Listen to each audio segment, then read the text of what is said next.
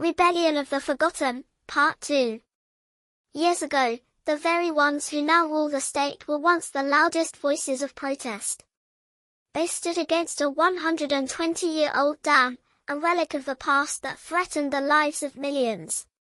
The dam, situated within their state, was controlled by a neighboring state, which profited from its operation. But the protesters didn't care about the money. What mattered was the danger.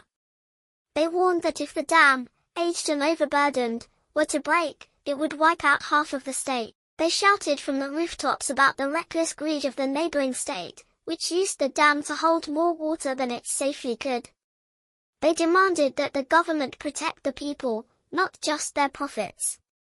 In their speeches, they also championed women's empowerment, pointing to the government's failure to protect women. They hurled accusations at ministers, exposing corruption and neglect. Their protests were fierce, their words fiery, and their calls just. But that was then, and this is now. Today, the streets are filled with new protests, this time against a government accused of bribery and corruption. The once righteous leaders have now become the very thing they fought against. To quell the unrest, the government devised a cunning plan. They announced that, in celebration of the upcoming national holiday, they would distribute free products to the people.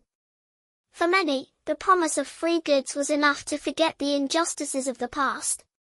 The masses, lured by the government's gifts, lost sight of the dangers and corruption that still plagued their lives. But not everyone was so easily swayed.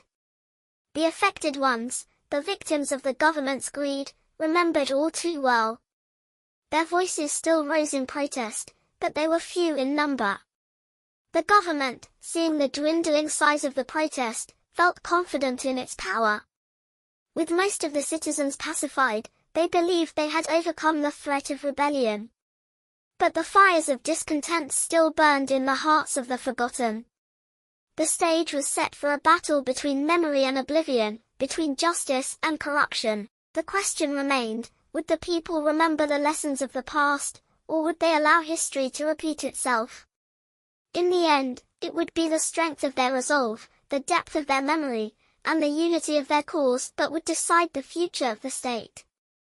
And so, the rebellion continued, driven by those who refused to be silenced, by those who remembered.